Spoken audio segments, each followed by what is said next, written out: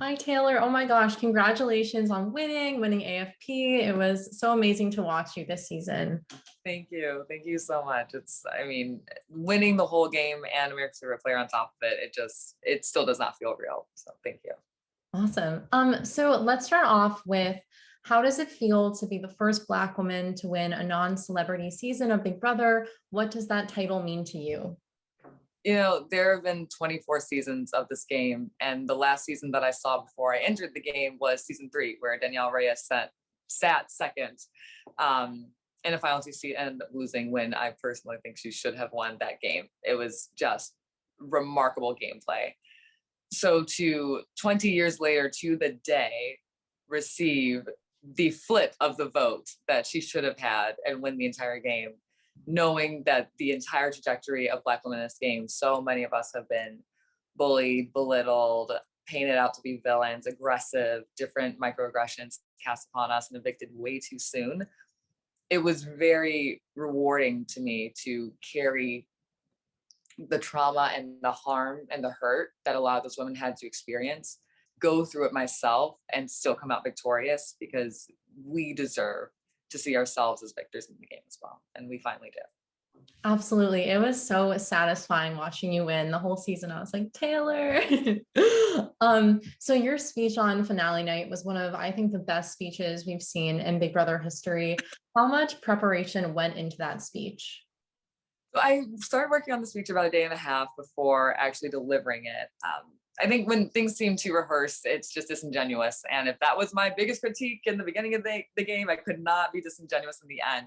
But what was really important to me is that I just told the truth about my experience in the game. I just told my truth about what it was like to be a woman in the game. I told my truth about what it was like to be a person of color in the game.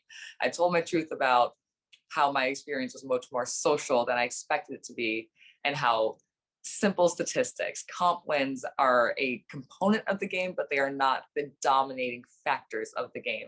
So to take all those aspects, wrap it up in a bow and say, this is who I am, this is my play, and you are either going to take it or you are not, and demanding that they make that choice. I'm glad that the choice ended up turning in my favor, of course, but working on that speech was not a matter of scripting and plotting and finding key things that would speak to different people. It was just a matter of telling the truth of my experience.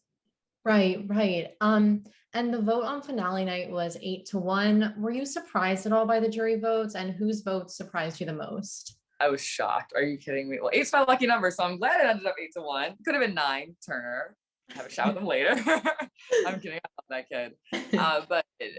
Yeah, I was shocked by a handful of the votes. Indy, number 1, she and I started to build a relationship when I put her on the block and evicted her. But, she put the key in the block and said, this goes to my favorite person.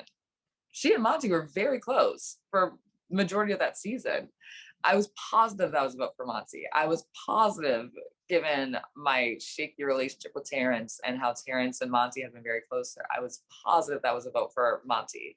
I just knew that Kyle and I had some really great conversations early in the game about how his mom and grandma are just very active feminists, how they do everything to support women. But I knew that he had a strong relationship in the house with Monty. So I thought that Kyle's gameplay decision, if it were Monty and I considering other factors, would come down to statistics. That goes to Monty. It's the men's votes that surprised me. And even Michael, honestly, he's such a super fan of the game. And even though he is one of my dearest friends in the game, I thought that it would come down to what he was strongest at, what was impressive to him, evicting him from the game and competitions. But luckily, he also saw how strong my social redemption component was. And, I just 8-1 blew me out the water. And I think it's something to be said about the confidence that Monty also had to take me to the end and beat me over, and not acknowledging that there was a lot stronger of a case to be made for me. Right, right. And then on finale night, you found out the truth about Direfest and that Joseph hadn't actually betrayed you. What was it like finding out the truth about that? And have you and Joseph had a chance to get that stiff cocktail yet? Yeah. It was, yes, we have had a few sip cocktails. But infuriating, honestly. It's good gameplay to lie about what happened outside, and it's exactly what we said we were afraid would happen. But there are things that I would not have done personally had I known that Joseph didn't betray me in the way that he did, it was communicated to me that he did. And I think even in some of the ways that it was communicated to me that Joseph betrayed me, I think those conversations went a little bit too far. I think they went to personally deeply hurting me instead of just using game to hurt me. So that's a tough thing to realize, sitting there on final two and realizing that my closest ally and my sanity in the game was always the person that I thought he was. There are things that I would not have done had I known that he wasn't the person who communicated to me. So Joseph and I are on really good terms. We got breakfast, we're getting lunch today, we're hanging out in LA. We're having a good time. Well, love to hear that.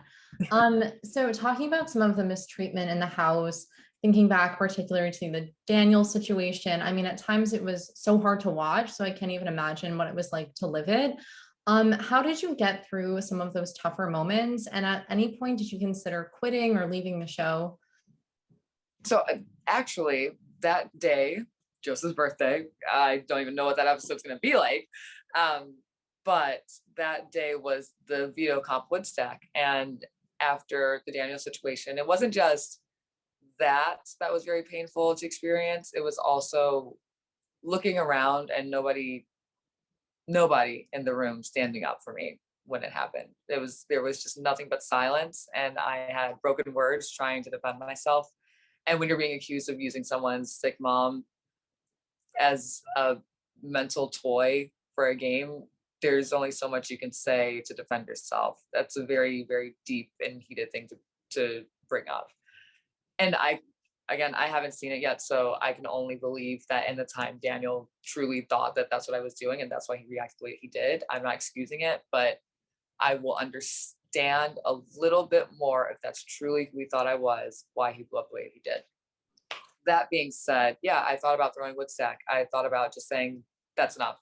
If one person's going to yell at me, that's one thing. But if people are only going to tell me they don't think it's right afterwards in whispers or in small moments and not make a public statement, why am I here? Like, if that's the character of the people around me, what is the point of being here? And there was another plot going on that kept me in the game, thankfully. What is it? Taylor's karma kicked in and took the other ones out. But it's just really funny to think about all these times where it would have been so easy and probably justifiable for me to walk away. But my why was to vindicate all the women who had to leave or just decided to walk away. And I'm so grateful that I was able to see that all the way through to the end in all the different capacities. Awesome. Thank you. And then last question, if you had to summarize your Big Brother journey in 3 words, what words would they be? Ooh. Redemptive. Chaotic. And what did I say? Redemptive, chaotic, and